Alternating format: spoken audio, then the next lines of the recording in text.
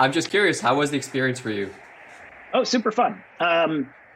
It wasn't there were moments, as you know, there was only one point during the podcast where I was like, oh shit, what was I talking about? Because I was running from a thing and freaking out, like, oh my God, no, this is bad.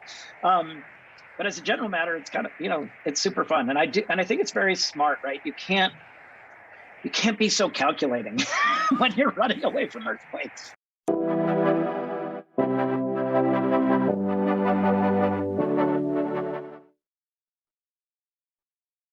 Hi there, I'm Juan Gabriel and you're watching One on One, where we play games with tech and investment titans.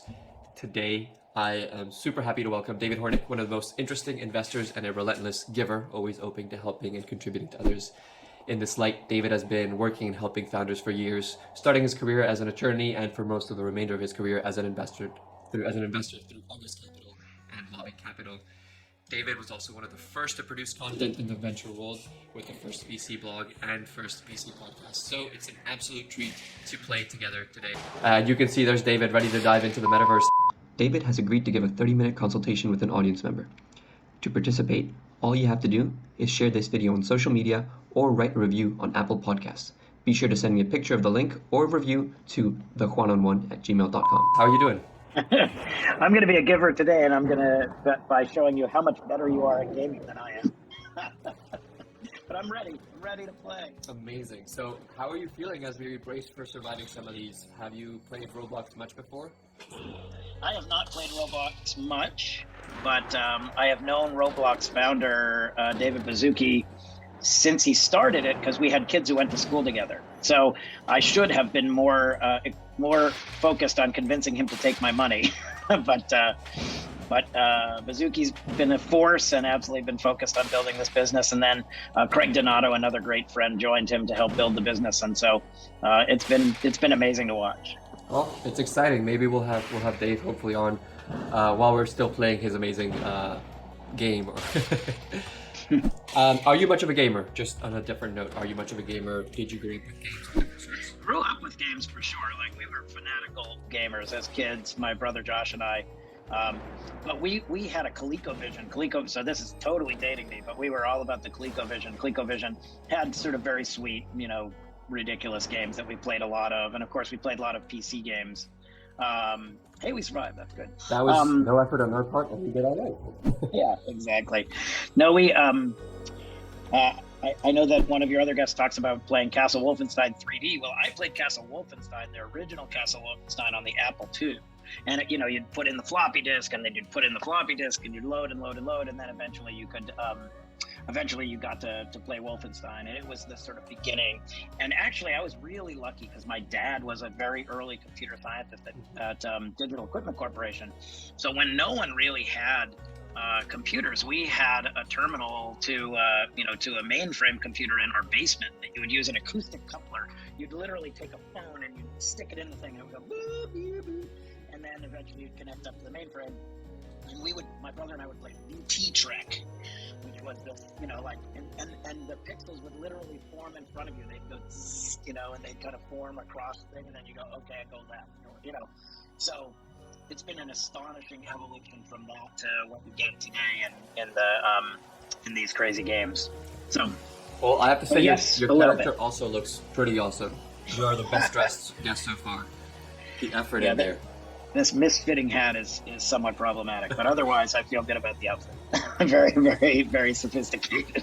Let's get indoors. I'm too late. Oh, no, sweet. We can still Quick. Oh my God, I thought that was the end. Oh God, this is terrible. I'm still trying to think about how to ask questions in the middle of this. I appreciate you taking the plunge here. So I want to thank Tim Cheng for connecting us. Tim's been thinking a lot about digital communities, and I think you've been very thoughtful about that as well. How do you curate unique communities? Of course, here I'm thinking about the Lobby, which just took place on the consumer side a couple of weeks ago. It's a conference, it's a retreat, it's sort of an escapade that you've been putting together since 2007 with no speakers, no panels.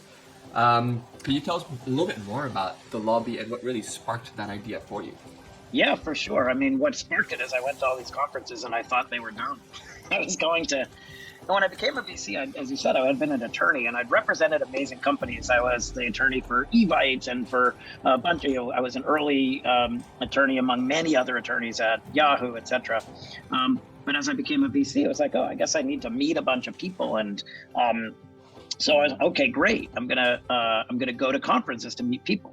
But it turns out you go to these conferences and they're designed very much for anything but meeting people, right? I mean, they're designed for you to listen to people speak. They're designed for you to, you would just wait for lunch so you could finally talk to someone instead of listening to people pontificate up on stage. And so I stopped going in. I actually literally spent my entire time in the lobby, which is how the conference got named. And people would chat with me and then they'd go in and listen in the conference room and someone else would come out and I'd stay in the lobby the whole time. And so eventually I was talking with people and I said, wouldn't it be better if we just had a conference that was about these conversations and about these relationships? And that's what we did. So I started this thing called the Lobby Conference, it's an unconference. It's about, it's about bringing amazing people together and nurturing relationships and discussions. There are no speakers, there are no panels. It's just great people. And this year was the 15th Lobby Conference, which is great. Although it was hard to get to. I mean, it was my first in 2 years because COVID had shut it down. Right. But I have to tell you, we had 230 people come to Maui in Hawaii. And there was so much joy to be back in the same room and back talking about the things that are important to our lives and all of that, that I felt really good about the community and the conversation and the conference itself.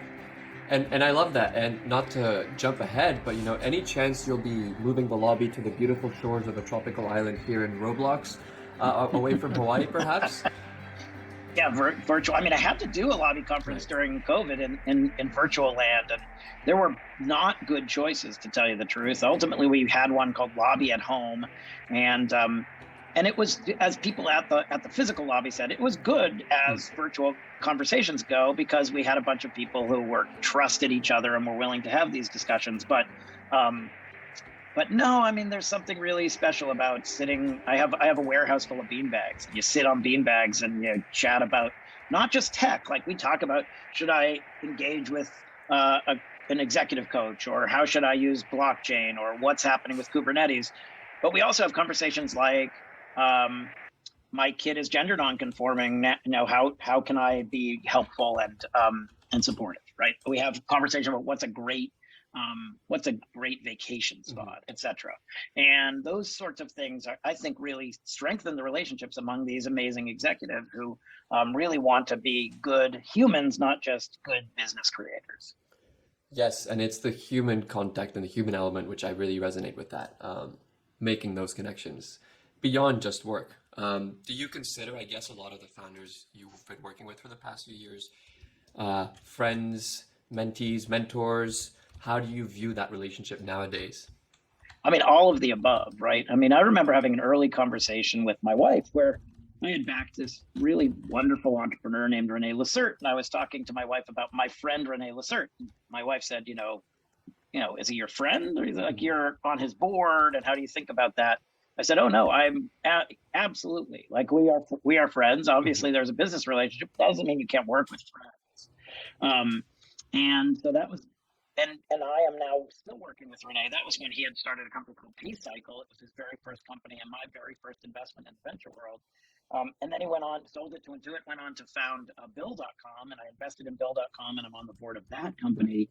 And, it would be hard to have a more amazing relationship. Yeah, hard to have a more amazing relationship than I've had with Renee over the years, and he's absolutely a friend. And I used to say, like, Renee and I would have these conversations. We would go on these dish walks, right? Where Yes. Behind Stanford's campus, there's this thing called the Dish, which is this open space, and we would go on these walks, and we would spend half the time talking about the business, and we would spend half the time talking about family and life and how we're thinking about the world. And the only question was which we did first, right? Right. We'd start up that big hill and it was like, what's most pressing today? Is what's most pressing a big, interesting a partnership for the company, or is what's most pressing your kids' college applications or, whatnot? Yes. And so, I just think life is too short to spend a big, huge chunk of your time working with people who you don't love and respect and appreciate. And so I try and only back people who I think will be great friends for decades to come. I think that's so warming to hear. And also, I know exactly which dish you're talking about because it's really close to my house, and I punish myself every Sunday by trying to run up it. Yeah, it's a run I don't do. That is To build on that, I think there's a theme that I really want to explore with this, and it pertains to one of the tweets you recently tweeted. We have a section on the show called "Explain That Tweet," Okay. and I'd love to read the tweet off to just remind you. I've had a lot of tweets, I have to say. So, and you're always a little concerned about it, right? You know, I did start blogging early and podcasting early, and so I've said all sorts of things over time. I do wonder. But I'm ready for it. I'm ready to stand by my prescient words. This one's more recent, so hopefully you don't have to jog the memory. But basically, it's from September. It'll be up on the screen. But gave an entrepreneur some gentle advice on pitching VCs. He didn't appreciate it and let me know how, and quote, unfortunately, capital really is a commodity in this year more than ever apart from 2001. Turns out 2001 is exactly when it mattered the most who your investors were. What do you want to sort of communicate through that? Oh, no. Well, now I can relax. Yeah, I mean, look, here's what happened. This is a very tricky thing. When you're a venture investor, you get lots and lots of email. People proposing business ideas, etc., which is fantastic. I feel incredibly grateful that that's the case. Every so often, I'll get an email, and I will want to impart information to that person, like, oh, you know, I don't think this was your best approach to approaching venture investors. And I'm not doing it for me. I just want to say, like, hey, you're putting your heart and soul into this company. I want you to put your best foot forward. And so in this instance, this particular entrepreneur had proposed sort of numbers that were hard to imagine and unnecessary, right? You don't need to say that you're going to do crazy things in year one, et cetera. And anyway, I said, hey, you should, it's not a good fit for us, and you're a bit early, but for what it's worth, you may want to revisit these things. And the entrepreneur came back and said, hey, listen, I would listen to your advice, except that you don't believe in me and you don't believe in my vision. So why would I listen? Like, you're not on my team. And then he said, and for what it's worth, capital is, all capital's fungible. And so get over yourself. And, which again, like, hey, he's welcome to any opinion he wants. Absolutely. I'm not, I was just trying to be helpful, and it came back to that wasn't a thing to him. So anyway, back to the point, which is, of course, I do not believe that of course, money is fungible, right? Money is fungible because it's money, and it's in fact the entire definition of fungible, right? But venture capital is not fungible. It turns out that, let me see if I can get on there. Oh, I missed it. I was so hopeful. I'm going to line up. Let's get this in line here, David. You're really blowing it. So yeah, the thing about venture capital is, got in there. The thing about venture capital is, of course, that it comes associated with funds and it comes associated with people. And so, no, it's not fungible. Like, you can use the money, but that support and help and all of that is in fact profoundly different. And it's important when you're an entrepreneur to do the work to figure out what's a good fit, right? I mean, I've been working with Renee for 21 years. So if he wasn't a good fit, that's an awful lot of time you're stuck with me. And how long have you been married? I've been married for 27 years. Renee's been married for 20. So it's comparable. Not quite. So yes, he and I have been together longer, have been working together longer than he's been married, right? And that's a lot, right? When you think about that, that's a lot. So, and then my point about, it turns out that there are times when the capital markets get tough, and there's nothing more important than having a great investor in your camp, right? To help you work through it. How are you going to get the capital you need? How are you going to attract folks to continue to support the company? How are you going to be thoughtful about the way you deploy the capital, all those things. So anyway, I'm sure there are still people, and for the longest time, it really was the lesson learned at some of these incubators, like, oh, hey, money's money, get the money at the best price from whoever, right? And I just profoundly don't agree with that, but people are allowed to run their businesses however they see fit. That's fair. But I guess to dive deeper into that, I think in this moment of so much money moving into this asset class, I think there's a pressure to say on one side, you could say there's so much money that money is at this point, I guess, more fungible than it was 10 years ago. On the other side, you could say the opposite, because there is so much money and it might dry up soon. It now is a time where money is the least fungible, because it's really who's going to back you through the potentially hard times. So on that sort of either or, where are you sitting? Well, it's super good news for entrepreneurs, right? There's just a ton of money right now in the system, and that's always good for entrepreneurs, because there's only one thing in the venture world that's fatal, right? You can do all sorts of things, you can make all sorts of mistakes and still survive, but running out of capital, not a thing that you can do and survive, right? And so having a robust capital market is unbelievably valuable to the entrepreneurial community. So I'm psyched about that. Mm-hmm. It creates all sorts of different pressures. The venture world is moving really quickly these days. And so does that make sense? And there are investors who are, hey, welcome. They're investors, back inside. Or do we want to be up here? I think we want to stay here. We want to stay away from that volcano. All right, good. Okay, thank you. So, there are different kinds of investors now, right? There are all sorts of folks who are putting capital to work, and venture is different, right? Venture is different than late stage venture, is different than private equity, etc. My job, I invest in Series A companies. I invest in late stage companies where I take a board seat and I sit and I work with you for the next 10 years, 20 years, whatever it takes. I don't think of myself as an asset allocator. I don't think of myself as a financial services executive. I think of myself as a part of the team, and that's been amazing. So I think you just have to be thoughtful about who's on your cap table and how they approach the business, and if you do so, then you'll be in great shape. So there's some exciting times that are very relevant right now in terms of GitLab, which is one of the companies that you were a Series A investor in precisely, and where you sit on the board. So congratulations to Sid, the entire team, and to you as well. Speaking of that board, how do you make sure you're a good board member here? Well, my view about being a board member is to be as helpful as possible to the CEO and the team. Mm-hmm. That's our job. Now, it is certainly there are times when you want to challenge ideas that are put forth. You want to be thoughtful about that. But the primary job at the end of the day is to be a consigliere to the CEO, mm-hmm. and say, how can I be most helpful, right? What are you looking for? So in recent days, as the company was getting ready to go public, there was a lot of conversation about the public offering process, et cetera. Great. I've had the good fortune of having been through it a number of times before, so I can give some advice there. In the early days, you're really focused on how do I help you hire the best imaginable team, right?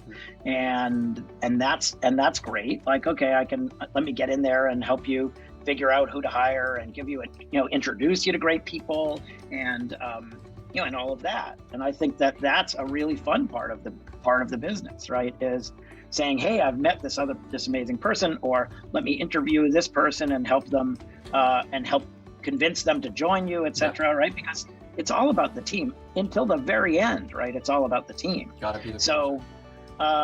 You help companies raise money when they're looking to raise money. You help give them perspective, right? I mean, after 21 years of working with Series A companies, I've seen a lot of stuff. I mean, I mostly sit at board meetings telling stories. I mean, like, hey, let me tell you what I saw when I saw this other thing.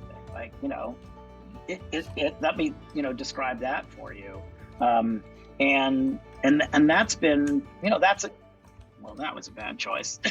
I plummeted to my death. You also had the virus, so I ran away from you. Oh, I see. So I see you had to stay away. Well, again, sometimes you have good advice and good help, and sometimes you get the virus and plummet to your death. So anyway, I think that the key to being a great venture investor, and the key to being a great board member, is to understand that your only objective is to help make the company as successful as possible. Yes. And and there's some things you can't control, but there's some things you can be helpful with. And I think that, great board members, my way to judge my own ability to be a board member is, do I get the first call when someone is excited about something amazing that's happened? Right. And do I get the first call when something terrible has happened? right? I need to be both of those things. I want to be the person who can celebrate with you, but I want to be the person who can say, all right, let's work through what the challenge is. And I think that over the time I've been in the venture business, I've been lucky to be really close with some great entrepreneurs and do just that. And that reminds me of that idea of the people you work with. You want to build that strong relationship, not just a work relationship, be there as an individual, as a human, perhaps as a friend when appropriate as well, right? Yeah, absolutely. I mean, I have to say, entrepreneurship is so hard. I can't tell you how many conversations I've had with CEOs about the anxiety and the stress and really just the mental health challenges of being an entrepreneur over long periods of time or short periods of time. Right. I mean, there's always some new challenge that you're trying to figure out. And so I again, to your earlier question, like, are you friends with these people like who are starting the companies, these incredible entrepreneurs? Like, yeah, I do everything in my power so that when it becomes that conversation about how can I help you to be your best self, that, we can, that it's not some disingenuous conversation, because obviously you can imagine a circumstance where that conversation feels transactional. And I think ultimately the, Get out the building. Not going well. Oh, get out. Try to come this way. Let me out. No, this is not Keep going. Where am I going? Oh, is the whole building coming at me? I think you're going down. No, don't let me go down. Oh, here we go. Oh, keep going. No, don't get me in.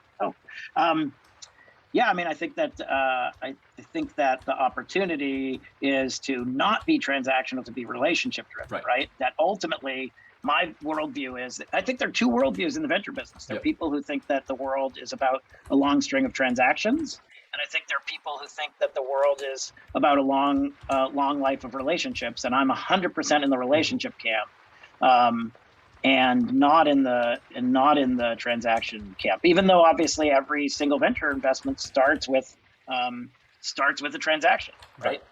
But there are ways to do that which are about building relationships, not about building, about collecting equity, right? Right.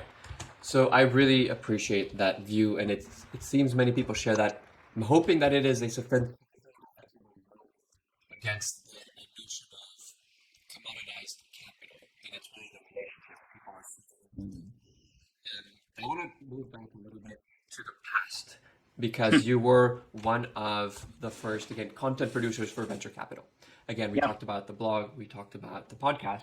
And rather than asking what led you to do that, I'm actually really curious, why did you taper off on some of this content? Yeah, that's a fair question. I mean, I think the short answer is it's a ton of work.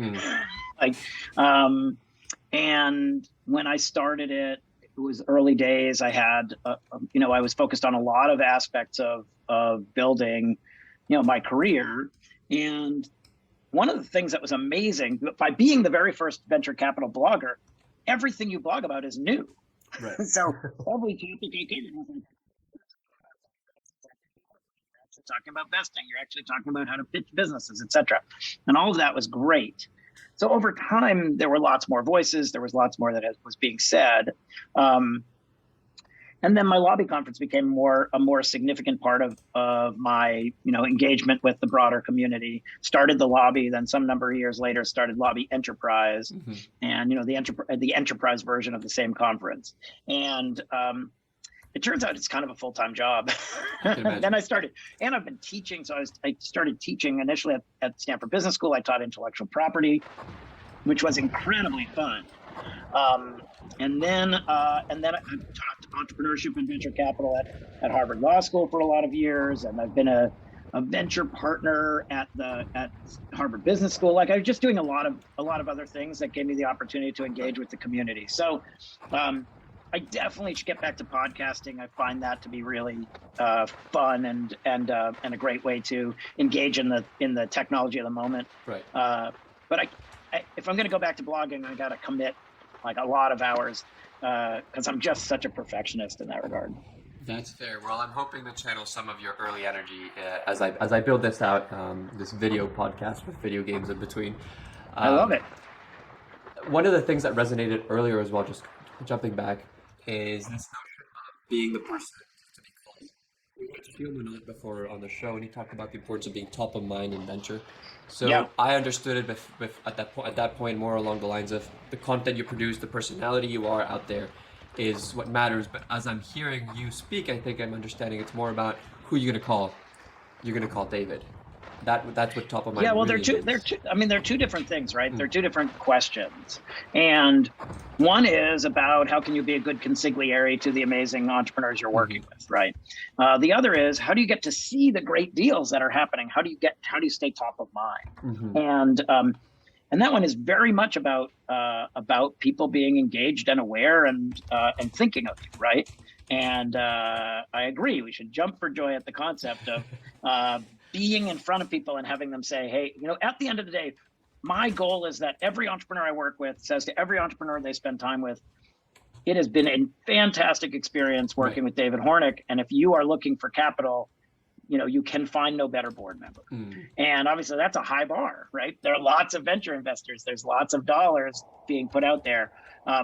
But I need people to not only think that, like, oh, David's amazing, you should work with him, but I also want them to always think it, like, because you just never know when they're going to see the next great company, right? I mean, it could be that when we're finished playing this game, you go and chat with a classmate and say, hey, what are you thinking about? What are you working on? I go, oh, wait, I was just playing Roblox with Hornik, and he might be a really good fit for that. That's a huge win for me. The key is hopefully that you can, that you think it in the context of, oh, I thought he was thoughtful about this, or I thought he would be a good advisor about that, or whatever, right? So yeah, I mean, being top of mind is hugely important if you're trying to Well, David, as we come up to the top of the hour and our time here, we have survived earthquakes, a virus, tornadoes, volcano eruptions, and much more. I think you've got one of the best records from our guests so far in terms of survival rates. I want to give you the space to talk about anything that's on your mind or dear to your heart. Thank you for surviving and coming on the show. Yeah, no, it's great. I mean, that's a kind of big open space. Goodness. I mean, look thrilled to hear about anything exciting people are working on. I'm Hornik, Hornik at lobby.vc and at David Hornik. So, reach out to me. Thrilled to hear what you're working on. And I was a longtime board member at GLAD. I was on the board for 7 years. And tomorrow we have Spirit Day. And I guess this will probably play past that time. But Spirit Day is a day to reach out and say, hey, LGBTQ youth, we support you. We believe in you, and we don't want you to suffer at the arms of bullies, etc. And so, as we're approaching Spirit Day, I think that's a valuable point to make, and I'm just honored to play games with you. It was super fun.